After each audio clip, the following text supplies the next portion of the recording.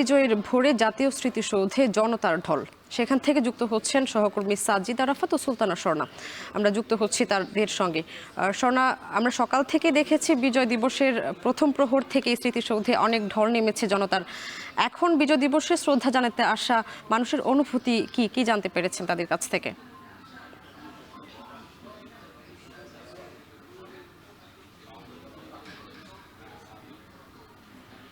সামনেই আমরা রয়েছে সাভার স্মৃতিসৌধে এবং স্মৃতিসৌধের প্রাঙ্গণ থেকে সকাল থেকেই কিন্তু আমরা জানাচ্ছিলাম বিজয়ের উৎসবে রাঙাতে কিন্তু হাজারো মানুষ এসেছেন এই সাভার স্মৃতিসৌধের প্রাঙ্গণে এবং সকাল থেকে যে ভিড় আমরা লক্ষ্য করেছি, যে উচ্ছ্বাস উদ্দীপনা আমরা লক্ষ্য করেছি জনসাধারণের মাঝে, সেটিই কিন্তু প্রমাণ করে বাংলাদেশ বিজয়ের ৫৫তম বছরে এসেও নিজেদের ইতিহাসকে তুলে ধরার চেষ্টা করছে এবং শহীদদের প্রতি কিন্তু সম্মান জানাচ্ছে।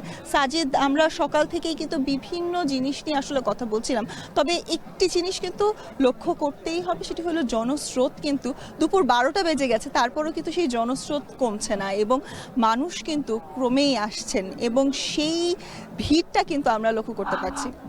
আমার গেল কয়েক বছরের অভিজ্ঞতা আছে এখানে আসার। এই বিজয় দিবস কিংবা স্বাধীনতা দিবস যেটি বলি না কেন, এখানে কাভার করতে এসে যেটি দেখা যায় যে মানুষ কিন্তু গেল কয়েক বছর একটু কম ছিল, কিন্তু এই বছর তুলনামূলক অনেক বেশি জনস্রোত আমরা দেখছি। বিভিন্ন বয়সী মানুষ আমরা দেখছি, সামাজিক সংগঠন, সাংস্কৃতিক সংগঠন, রাজনৈতিক ব্যক্তিত্বরাও কিন্তু অনেকে এসেছেন তাদের নেতাকর্মী নিয়ে। যেটি আমরা একটু আগেও আলোচনা করছিলাম যে সামনে নির্বাচন আছে, সেই নির্বাচনের একটি ডামাডোল বাজছে, নির্বাচনী আমেজ, সেটি থেকেও কিন্তু অনেক মানুষ এখানে রাজনৈতিক দলের যে নেতাকর্মীরা রয়েছে তারা কিন্তু জনস্রোত তাদের আমরা দেখতে পাচ্ছি এবং তারা এসে এখানে ফুল দিয়ে শ্রদ্ধা নিবেদন করেছেন।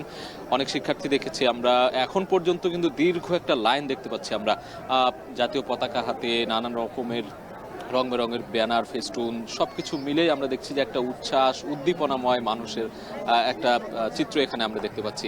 এবং একটি বিষয় জানিয়ে রাখি যে লাল সবুজে ছেয়ে গেছে আমাদের এই যে জাতীয় স্মৃতিসৌধ প্রাঙ্গণ, সেই স্মৃতিসৌধ প্রাঙ্গণ। এই বিজয় দিবস এলেই কিন্তু আমরা লাল সবুজের একটি আবহ দেখতে পাই। পোশাকের মধ্যে একটা যে রঙিন ভাব বা ভালোবাসার একটা বহিঃপ্রকাশ, দেশের প্রতি ভালোবাসা কিংবা যে লাল সবুজের যে বিষয়গুলো ধারণ করার যে বিষয় থাকে, সেটি কিন্তু আমরা দেখতে পাচ্ছি এখানে এই মুহূর্তে। অবশ্যই, তবে সেক্ষেত্রে একটি জিনিস কিন্তু লক্ষ্য করতেই হবে, গত কয়েক বছর কিন্তু আমরা দেখেছি ঢাকাকে কিংবা দেশের বিভিন্ন প্রান্তে কিন্তু আলোকসজ্জার একটা ঝলকানি আমরা দেখেছি। সেই তুলনায় কি আপনার মনে হয় এবারের সেই আলোকসজ্জাটা কিছুটা কম ছিল বা সেই ঝলকানিটা কিছুটা কম লক্ষ্য করা গেছে? না, আলোর যে বিষয়টি সেটি কিন্তু গতকাল থেকে আমরা দেখেছি রাজধানীর বিভিন্ন সরকারি স্থাপনায়, মতিঝিল থেকে শুরু করে আগারগাঁও কিংবা সচিবালয়, বিভিন্ন সরকারি যে প্রতিষ্ঠানগুলো রয়েছে সেগুলোতে কিন্তু আলোকসজ্জা হয়েছে আমরা দেখেছি। তবে একটি জিনিস কমতি দেখি এখন এই সময়ে এসে, আমাদের ছোটবেলায় আপনার নিশ্চয়ই মনে আছে, আমরা ছোট ছোট পতাকা দিয়ে কিন্তু রঙিন পতাকা দিয়ে সাজাতাম, খেলার ছলে হলেও কিন্তু সেই বিষয়গুলো আমরা ধারণ করতাম।